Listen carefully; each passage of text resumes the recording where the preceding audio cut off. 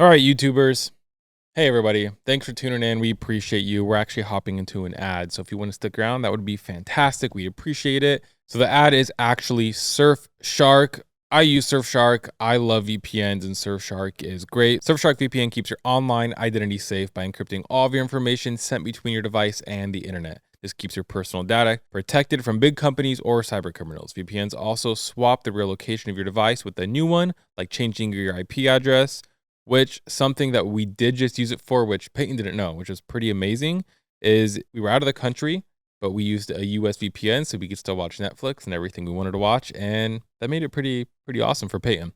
I know, like I didn't realize that if I travel out of the country, I then don't have access to a US Netflix. So of course, Surfshark VPN helped me out and made it so I could still watch my shows. You can also bypass censorship everywhere. Surfshark liberates your internet by unblocking blocked websites and bypassing geo restrictions. Masking your IP address is essentially becoming private online. A VPN makes sure that your city, country, and download history aren't linked to your identity. So if you're searching up murders, don't use a VPN because we want to know who you are. Yeah. And Surfshark does not monitor, track, or store what you do online. That means no connection or activity logs. Surfshark offers a 30-day money-back guarantee, so there's no risk to try it out. Get an exclusive Surfshark deal. Enter promo code MurderHusband for an extra 3 months free at surfshark.deals/MurderHusband. That is a funny code. You're going to remember that. MurderHusband.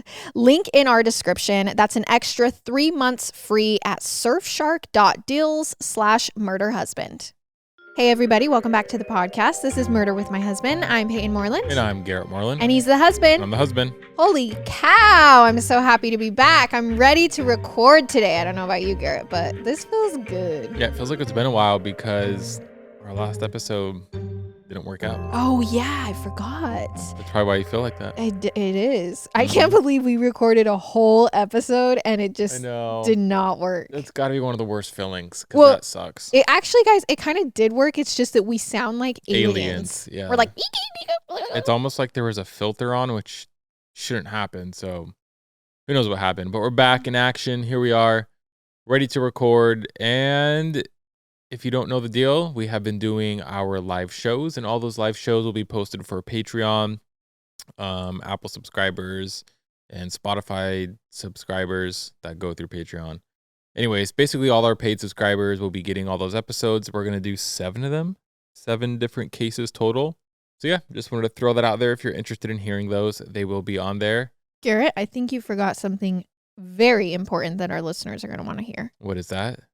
We have Strangey Dangy merch out. I did forget about that. I forgot about that. We have merch. We have Strangey Dangy merch available right now as you are listening to this. It is not the same design as our last Strangey Dangy. This one has a big old eyeball on it. I think it's super cute. I think it's quirky. And of course it says Strangey Dangy. We were just asked for another Strangey Dangy launch because it's been a while, and so yeah, we have merch available right now. Go to the link in the episode notes, go to the link in our social medias to find it. All right, so now that you have got Strangey Dangy merch, let's jump into Garrett's 10 seconds. So I got very burnt in Fiji, and I usually don't peel. I feel like my tolerance is usually pretty high. What's so funny? Just as your skin is literally falling off. You probably can't see it on YouTube, and if you're listening on audio, you definitely can't see it.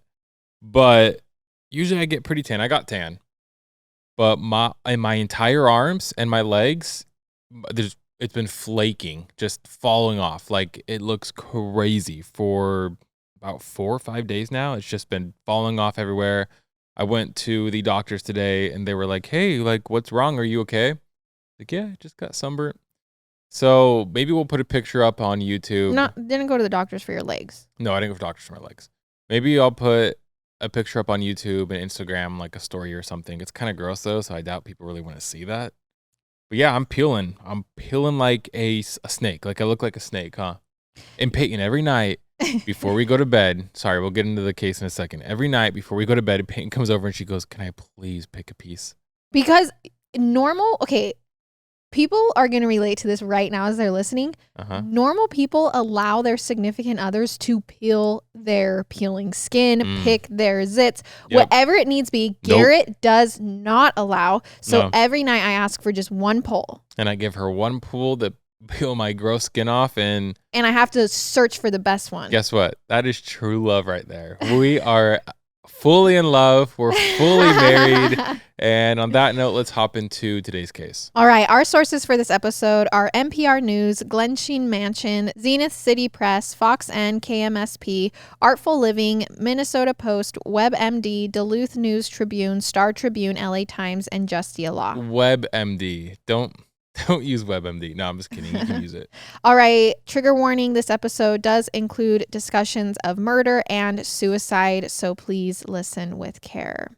Now, I think we've all had moments where we are just not our best. We do something selfish or hurtful because we're scared or we're exhausted. Maybe we're in a bad mood, but that's not our default personality. Most people to their core are pretty decent people. However, there's a small subset of the population who just take things to another level. Some people are just wired wrong. For whatever reason, they don't play by the same rules as the rest of us. They do anything to achieve their goals, even if that means killing somebody. And this story is chilling not only because it features a brutal murder, but because of the extreme lengths that one of the alleged killers went to after the killing. See, on June 27th, 1977, at around 7 a.m., a nurse named Mildred Garva pulled up to the famous Glensheen Mansion in Duluth, Minnesota. An elderly woman, Elizabeth Congdon, lived there. And after surviving a stroke 8 years before, the elderly woman, Elizabeth, needed constant care, which is why our nurse, Mildred, is there. Elizabeth was single and her 2 children were adults who actually lived out of state. So she had a few nurses who helped look after her. One handled the night shift and Mildred came by each day. She usually had to unlock the front door and let herself in. But that morning, when she got up to the mansion, she noticed that it was unlocked. And this was strange enough to actually set off some alarm bells for Nurse Mildred. She went straight inside and tracked down the first staff member that she could find. And it ended up being a cook who actually lived on the property and was already in the kitchen getting breakfast started. And I'm not sure what exactly Mildred said to the chef, but from the sound of things, she asked about why the front door was unlocked. And the cook said that she hadn't noticed anything odd that morning. All she could remember was that around 3 a.m., her dog had woken up from her sleep and barked. But dogs can get upset for all sorts of reasons, so the cook didn't really think much of it. That must have been reassuring because Mildred's next stop was going to be Elizabeth's bedroom on the 2nd floor. So Mildred stepped onto the grand staircase, but midway up, she sees another sign that something might not be right. The night nurse, Velma Piedila, was lying on a window seat on the landing. Now, Velma wasn't the usual person who worked the overnight shift. She'd used to help Elizabeth out during the days, but she'd recently retired. And the only reason Velma had been working the night before was because another nurse was on vacation. So she came out of retirement to fill in. Basically, Elizabeth was like, we need someone. Can you come back and help me fill in? So when Mildred saw Velma lying on the stairs, she was like, okay, maybe she's asleep. Like she came and did the night shift and now she's just sleeping up here. She was getting older. Maybe she wasn't used to the hours. It still wasn't really like Velma. She was usually more responsible. So Mildred walks upstairs and tries to wake Velma up. But once she gets closer, she notices that Velma was covered in blood and there were injuries all over her body. It looked like someone had literally beaten her. It didn't take Mildred long to confirm that Velma, the fill-in night shift nurse, was dead. And her next thought was for her client. If someone had hurt Velma during the night, they probably had made it to Elizabeth too. So sure enough, Mildred leaves Velma there and runs to Elizabeth's room, and she walks in and the room is trashed. Someone had dumped Elizabeth's jewelry box over, thrown it on the floor. There were necklaces, brooches, rings scattered all over the place. Some pieces of jewelry were missing. And for Elizabeth herself, the elderly woman was in her bed with a bloody pillow over her face. Okay. The intruder had obviously suffocated her. Now, remember, Mildred is a professional nurse. She's a trained medic. So she takes Elizabeth's pulse and confirms that she's dead too. Then, keeping her head straight on her shoulders, Mildred runs to the nearest phone to call 911. So from there, the homicide investigation is underway. Right away, the police determined that Elizabeth didn't really have any enemies. She'd been very involved with local nonprofits and charities. Elizabeth had made lots of donations in the past when her health was better. She'd been a very active volunteer. She was pretty much beloved. This left one other motive for the people to consider, and that is obviously money. As you know, Elizabeth is extremely rich, and I'm actually surprised you haven't asked me yet. How rich she is? Where she got this money from. So it was inherited. Elizabeth was the daughter of a wealthy miner. So she so she actually inherited this entire fortune. She was said to be worth about $8 million, maybe more. I mean, just pretty good. This is enough. She's got a mansion. She's got a staff. And this is like, I mean, she's retired. She's got $8 million. Again? Oh, we're in 1977. Okay, that's a big difference because $8 million is a lot these days. Trust me. Give me $8 million, I'll take it. Yeah. But I mean, you could spend $8 million on a house these days, which is insane. But $8 million in the 70s inherited, and you're retired. You know, like that's you're chilling. That's a lot of money. It's funny you mentioned miner because literally yesterday I was on YouTube looking up how to find oil in my land. Where our land? We got a little. What are you gonna do? Find it in our little patch of grass? What if I go somewhere random, buy some land, and then maybe we'll find oil on it? I was saying, like, what are the chances? What do I look for? What are the signs? What do I do? We're not finding oil, unfortunately, after doing all the research I did, but always a possibility. You're like starting to sound like John B. Outer Banks, baby. I was just like, oh, that'd be so cool if I found oil on my land. Okay, so 8 million, 1970s, retired, elderly woman. Police are like, okay, the jewelry box has obviously been raided, and so they are thinking this is a robbery gone wrong. Someone came in, killed the night nurse, and killed her and stole some money. The detectives searched the Glensheen property for clues about the killer's identity at this point, and they found a broken window in the basement of the mansion. The theory was that someone smashed it to get inside, maybe around 3 a.m., and that's when the chef's dog probably began barking. Now, while the intruder was on their way up the stairs to Elizabeth's bedroom, they must have bumped into Velma, who was on her way down to investigate the noise. In a panic, the invader grabbed a nearby candlestick holder and beat Velma to death. Oh my gosh, dude. Then they made their way into Elizabeth's bedroom where they smothered her with a pillow. And afterward, they may have escaped in Velma's car because her car, the night nurse's car, is now missing. You keep saying Velma and I can only think of Scooby-Doo. I know. She's a victim in this, this case. I know. So this theory was based on the fact, like I said, that when the police notified her husband of Velma's murder, he said that she'd driven to work and now the car is not on the property. Now, they did eventually find Velma's car at the Minneapolis airport about 150 miles away from the crime scene. Was it the Scooby-Doo van?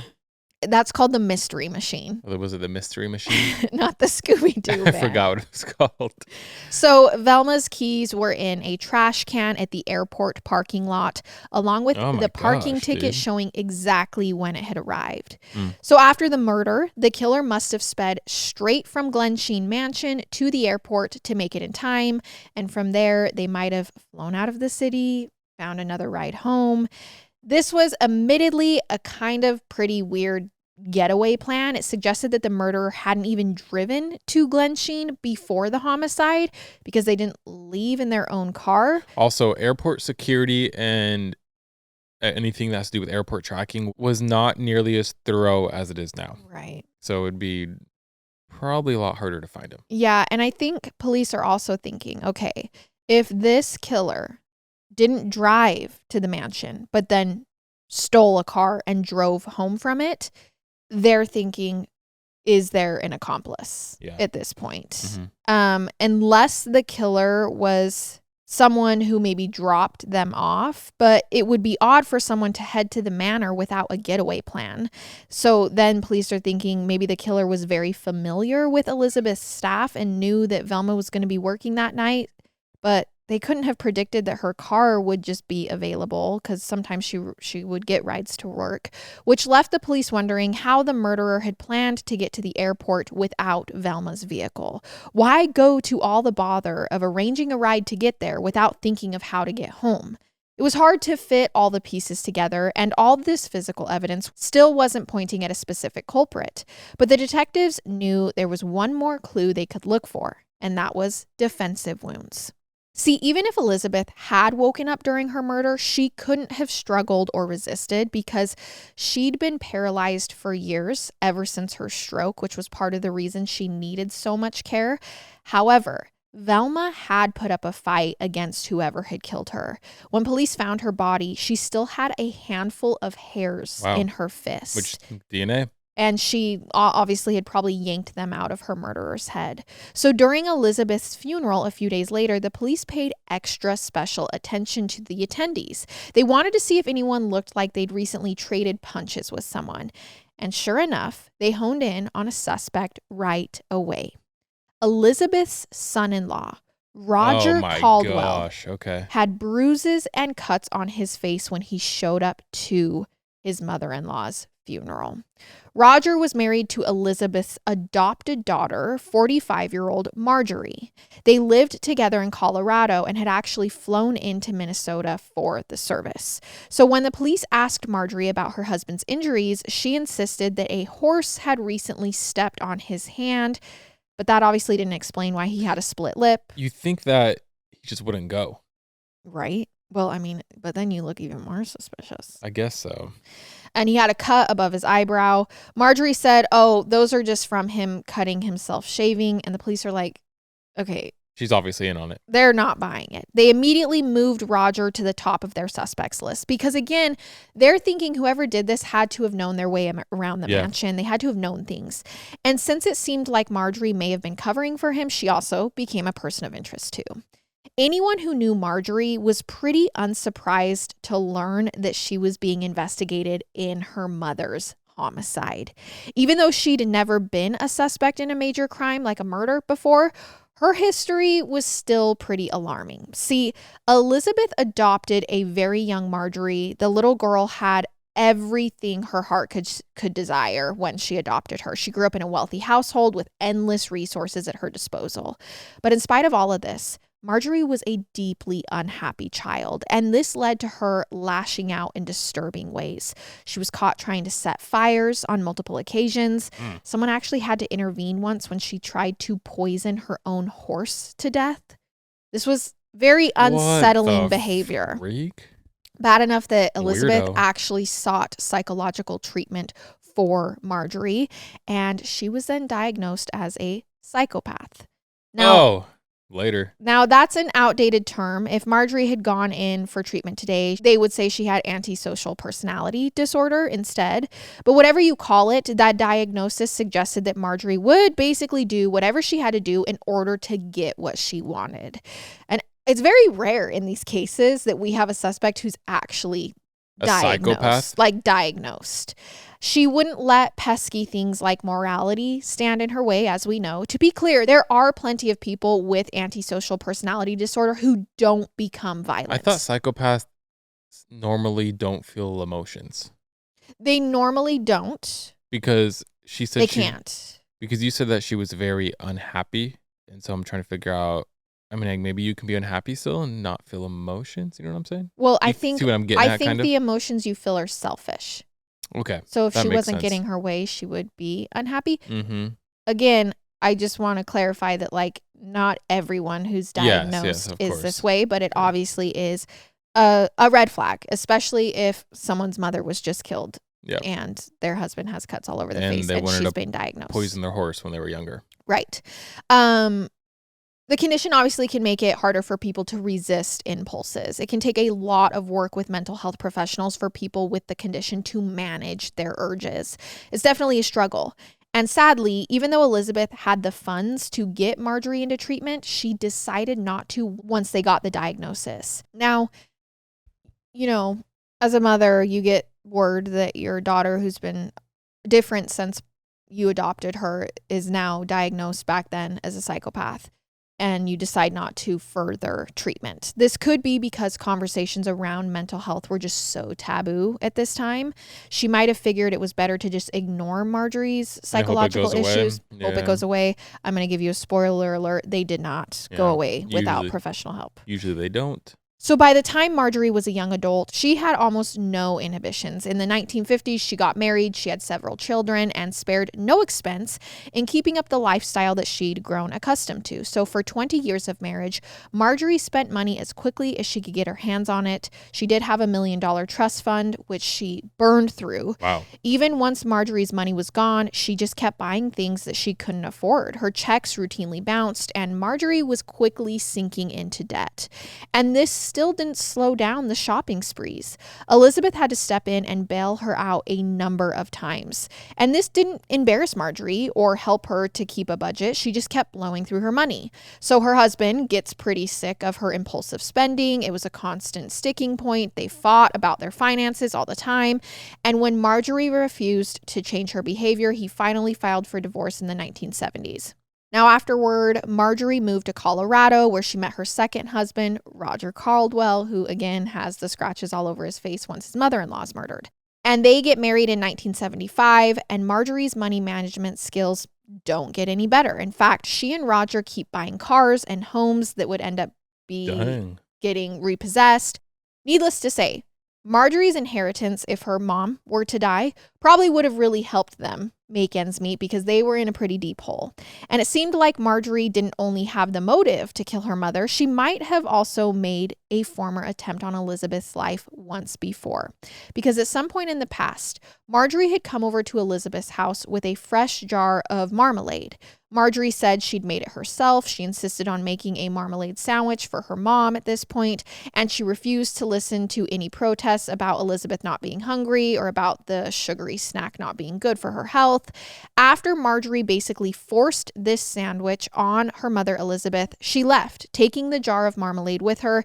And afterward, Elizabeth becomes seriously ill. Oh my gosh. You would think that if spending money was this important to her, she would have just married someone like super wealthy, right? Maybe she couldn't find it. Maybe she couldn't find one. But I would say if my daughter had tried to poison her horse to death, I probably would never eat anything that she ever gave me. That's true. So Elizabeth checked into the hospital. Doctors ran blood tests, and they find out that Elizabeth had positively been poisoned. Now, of course, Marjorie's weird behavior immediately made everyone suspicious. I mean, it was at this point where whenever something happened, everyone else in Elizabeth's life would be like, Marjorie, your daughter. If my daughter or my son tried to poison me, I'd be throwing hands.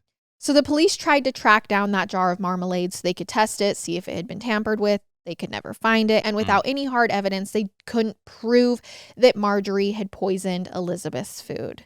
Now, I mean, maybe Elizabeth was exposed to the toxin in some other way. And since she eventually recovered, nobody seemed to think it was worth investigating further. So everyone just dropped the issue. Now, of course, now with the double homicide at Glensheen Mansion, Marjorie was looking a lot more suspicious. The problem was the police didn't have much in the way of physical evidence against Marjorie or her husband, Roger. They kind of, once they learn the history of this family, they are like, okay, Marjorie and Roger did it. 100%. 100%, yeah. But they have no evidence. Yeah. They did find hair and blood at the crime scene, but DNA testing wasn't really a thing yet in 1977. Because imagine how many cases in that moment it would have just solved and it would have been open and shut. Right. So they determined that the hair looked similar to Roger's in terms of color, length, and texture, but they couldn't guarantee it was an exact match. And that was same with the blood. It was the right type, but obviously that doesn't 100% confirm that it came from him. And the killer must have worn gloves because police weren't able to recover a single fingerprint. So basically, they didn't have enough to rule Roger out or prove he was the killer. They were at a stalemate. The detectives expanded their search, securing a warrant to search Marjorie and Roger's home and the hotel room where they stayed during Elizabeth's funeral. And in the home, detectives found an envelope in the mailbox. It contained an antique coin had gone missing from Elizabeth's house during the murder. Okay. It was postmarked for the day of the crime and sent from Duluth, where Elizabeth had lived, almost like the killer had stolen it and then dropped it in the mail at some point before they drove to the airport to then mail back to the house. The police also found some of Elizabeth's jewelry in the hotel room, and Roger had a brand new garment bag with a receipt showing he had bought it at the Minneapolis airport on the morning of the crime. So he lives somewhere else, but he has a receipt putting him at the airport the morning of the crime. What an idiot. Now, I do want to say these details are a little weird. You have to wonder if Roger had just murdered 2 women and made a clean getaway, why stop to buy a garment bag? It's not like he needed it. That's true. And he definitely didn't need to keep the incriminating receipt and bring it back to Minnesota for the funeral. Like, he carried it with him. I mean, I feel like if you're going to kill someone, you're probably just not thinking straight in general. So it doesn't surprise me. Plus, if Marjorie and Roger had killed Elizabeth for their inheritance, they didn't need to rob her. Like, why steal things? So pretty soon, that jewelry and the antique coins were going to be theirs anyway, right? I could see stealing the valuables to try and throw the police off, maybe make it look like a robbery gone wrong. But then why take all the incriminating evidence back to your hotel room and stick it in the mail? The envelope with the coin in it was especially baffling. Again, there was no point in mailing such damning evidence to himself. It almost seemed like maybe someone was trying to frame Roger. Like they planted the jewelry, the garment bag, the receipt in his hotel room, and then sent him the coin. I wonder who. Which was exactly what Roger claimed during his trial when he gets arrested. After this evidence is found, this is what he claims. He says he didn't have any specific theories about who the real killer was or why they want him to take the fall, but he insisted that the evidence just didn't add up. Of course, that's an excuse that lots of accused killers use when they get caught. It's usually not a very compelling defense. It doesn't sound like anyone bought it. In Roger's case, he was found guilty of both Elizabeth and Velma's murders and was sentenced to 2 consecutive life sentences. But? Well, you think that's the end of the story. Yep, but it isn't. The police found the killer, they convicted him, and they sent him off to prison.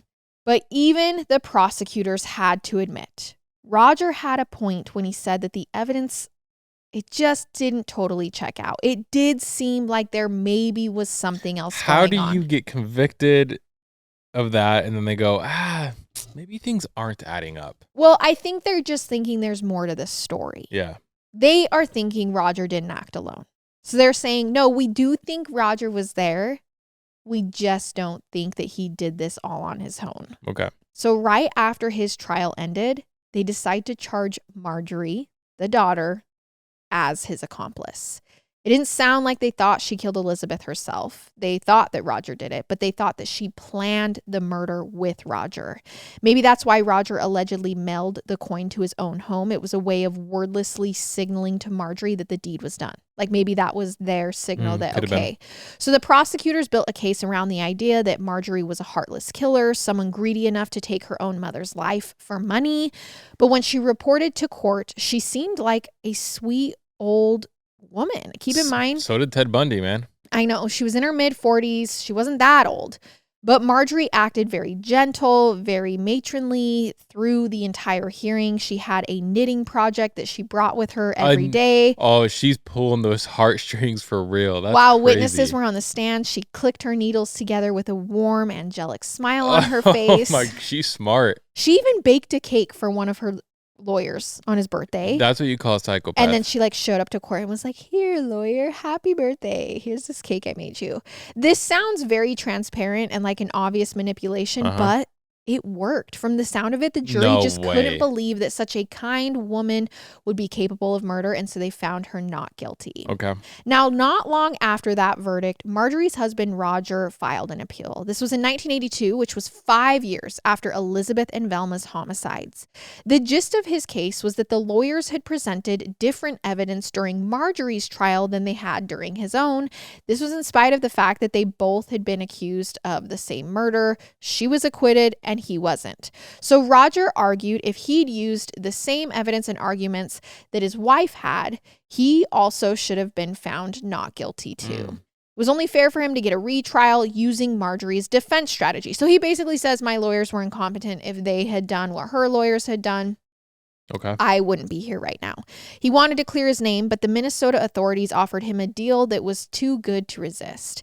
If he pled guilty instead, they'd shorten his sentence to just 6 years, which Roger had already spent 5 behind bars, so this meant he could be a free man after just 12 more months, which obviously, this is a win-win. The authorities will get to keep their conviction on the records, and Roger would be out before he knew it. But not a win-win for Elizabeth. Or Velma. Or Velma. If he turned down the bargain and the retrial didn't go the way he hoped, he would probably spend the rest of his life in prison. So obviously he accepted the deal. And the following year, he was released. And do they still have all the money? Well, life on the outside wasn't everything Roger had hoped, because while he was in prison, Marjorie moved on. She never formally divorced him, but she had married someone new in 1981 during his incarceration. Which you can't do that, right? No, she technically has 2 husbands now. Okay. Roger and the new guy, a guy named Walter Hagen. Based on her behavior, she apparently wanted nothing to do with Roger, and since he had a murder conviction on his record, he then had a hard time finding a job. So needless to say, he didn't get a penny of Elizabeth's fortune, but she did. So Roger had no prospects, no money, and no real future to look forward to. 5 years later, in 1988, he was found dead in his own home of apparent suicide. Okay. He left a note saying that he had never committed a murder. He couldn't even dream of hurting anyone. In other words, he said he was innocent. Now, once again, Roger's note didn't specify who he thought the real killer was, but he seemed very angry at his wife, ex-wife, but not legally, Marjorie. Roger's will said he was only leaving her $1 since she'd abandoned him after his conviction. Now, from what I can tell, the police didn't think there was anything suspicious about Roger's suicide, but I do want you to keep his death in mind as I continue the story. So by this point, Marjorie had settled down with her new husband, Walter Hagen. But more or less since day one, there had been plenty of drama in their relationship. See, when Marjorie and Walter first met, he was married to another woman. His wife was very ill, and Marjorie stepped up in a big way, taking care of her and making sure she was as comfortable as possible. Okay, so yeah, just fathom what I just said. And one day, Walter's children came over to visit their mom, and they were surprised to see Marjorie spoon feeding her something from a jar. Now, it's unclear what exactly, but right afterward, Walter's wife's health took a turn for the worse. She passed away pretty quickly. Walter's family didn't know much about Marjorie's history or how she'd been suspected of poisoning her mother and her horse. Still, the timing was odd. And after all, Marjorie did have a motive to want Walter to be single again. I mean, she wants to marry him, and she's going to marry him pretty soon afterward. But she also might have wanted his money, especially because Marjorie's children had contested Elizabeth's will, so their grandmother's will. Whoa. It's unclear if they still thought Marjorie had something to do with the murder or if they were just worried about her compulsive spending. But in the end, they agreed to split the fortune equally between themselves.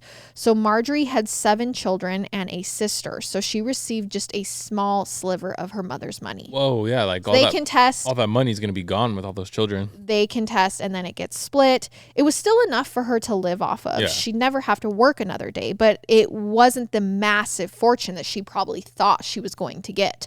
And it definitely wasn't enough to cover her ongoing spending sprees. So she married Walter pretty quickly, and the two of them continued her bad financial habits. A lot of impulsive spending, which left them unable to pay their bills. There was also this weird pattern that kept cropping up. Her neighbors' houses kept catching on fire. Oh my. And Walter and Marjorie's home would burn down right after they sold it. Now, luckily for Marjorie, they had a good insurance policy on it, so she got a big payout when she needed one. Afterward, Walter and Marjorie moved to a new town, but those mysterious house fires just kept following them around. There were vacant houses in their neighborhood, and they would just regularly go up in flames. On fire at a repair shop. Eventually, the police are like, okay, all your stuff is catching on fire, and they think Marjorie is setting these herself. Dude, how is it not obvious at this point? They actually catch her in the act trying to burn down a neighbor's home. They're like, okay, this girl is a serial arsonist. So in 1992, Marjorie was sentenced to 15 years in prison for the fires and the insurance fraud. But before her sentence began, she convinced the courts to give her some time to get her affairs in order. Oh my gosh. By this point, Walter, her husband, was very sick and frail, and she told the authorities she needed to arrange for a caretaker for him, which was kind of odd. He'd never had any major health problems until after he and Marjorie got married. What a surprise. She claimed he had terminal cancer. His doctors were like, no, we've never diagnosed him with cancer. And during a brief period of time that Marjorie spent in jail, Walter all of a sudden just miraculously recovers. It was almost enough to make some of Marjorie's acquaintances think she's poisoning him. Or maybe he was faking it to earn her sympathy. Whatever it was, the officials gave her 24 hours to spend with him before she had to return to prison. So Marjorie goes home, and a few hours later, a police officer bikes past their house while he's off duty, and he smells gas, so he knocks on the front door. Marjorie says she was having problems with her stove, but she was working on it. She sends him on his way. And a short later, Marjorie calls the authorities because Walter, her husband, has passed away. Why would they let her go back? After all this, She's how in the manipulative. world could you let her go back? She's manipulative. Blows my mind. So when coroners arrived at the scene, his cause of death seemed to be due to gas inhalation. Now, somehow he'd been fatally exposed to the gas while he was home alone with Marjorie, who was fine. By the way, she doesn't have it. This is crazy. So I just want to clarify, this is the fourth time that someone close to Marjorie has died under highly suspicious circumstances. She's actually crazy. You have her mom, her mom's nurse, and then her second husband, Roger, who killed himself, and then Walter's first wife, who got super sick after eating something Marjorie fed her, and now her third husband. So, of course, the police immediately figure, okay, Marjorie just murdered Walter. But Marjorie told them the story about how they were planning to take their lives together since they couldn't stand to be separated while she was in prison. She says, no, Walter took a bunch of pills, but when it was Marjorie's turn, she was too afraid, so Walter died and she survived. To back up this claim, Marjorie showed the police a suicide note that seemed to corroborate her story. And during Walter's autopsy, the police did find a bunch of drugs in his system, just like Marjorie had said. No, I don't buy any of this. So police are like, okay, maybe he did take him willingly. Either way, it was the overdose that killed him, not the gas. Basically, every single thing about this case was just suspicious, but it always goes her way. Nobody could actually prove it was murder. Since Marjorie was about to spend more than a decade behind bars anyways, they decided not to pursue the charges against her. So they dropped the investigation, and she went to prison until 2004, and that's when she was let out early after just spending 11 years in prison. Now, not long after her release, Marjorie moved to an assisted living facility where she befriended an older man. You can guess where this is going. Marjorie said she wanted to help him with some of his banking issues and convince him. What the freak? This cannot be real. Someone made this up. This cannot be real. So he gives her power of attorney, and then he dies not long afterward in 2007, and Marjorie collects all the money. And is she still alive? No way. Well, she was in her late 70s by this point. Okay. By 2017, Marjorie was living in Arizona, still a free woman. Reports suggested she didn't get along with her neighbors. She was argumentative. She had a temper, but she did have some dogs, which I hope that she spoiled. It sounded like Marjorie maybe liked her dogs more than she liked people, which I can't blame her. She did have probation officers who would check in with her periodically, and apparently every time Marjorie made a new friend, these officials would swoop in and explain, hey, I know you just made a friend with old lady Marjorie, but you might want to be careful. Like literally, this was part of their job to go warn people. Keep her far away from me. That's what they would say. They were like, there's risks to getting close to her. Everyone around her dies. So just be careful. And for the past decade or so, she's mostly stayed out of the news. And as I mean, from what I can tell through the research, she's alive and well. Like, she's still alive and a free woman. At the time of this recording, Marjorie would be 91 years old, and I can't find that she's passed away. That's crazy. And while she's still never been convicted of a single homicide, like literally think about this case, not one single homicide has she been convicted of. It sounds like the media and everyone has kind of basically accepted that she's allegedly a serial killer. She's allegedly a murderer who's managed to get off scot-free for decades. It's kind of eerie. Everyone knows, but between all of her acquittals, the dropped charges, and the cases that there's just not enough hard evidence, there's not much authorities can do about it. So from the sound of it, Marjorie isn't someone I'd like to run into anytime soon. But the good news is people like her are very rare. Most human beings aren't violent. We don't want to hurt one another, even when we have something to gain from it. Of course, every now and then you encounter someone who's the exception to that rule, and they can show you exactly what depths humanity is capable of. And that is the story of basically the victims of Marjorie. That's crazy that 4 people have died. That's sad. Our own mom. Not one conviction. Anyways, super sad. Yeah, that's crazy. You know, it's actually pretty devastating. And it's always weird when you find a case like this where you're like, how can 5 people like this happen? And like, there's just nothing. There's nothing. It's kind of crazy. All right, you guys, that was our episode, and we will see you next week with another one. Don't forget to get your Strangey Dangy merch. I love it. And I hate it. Goodbye.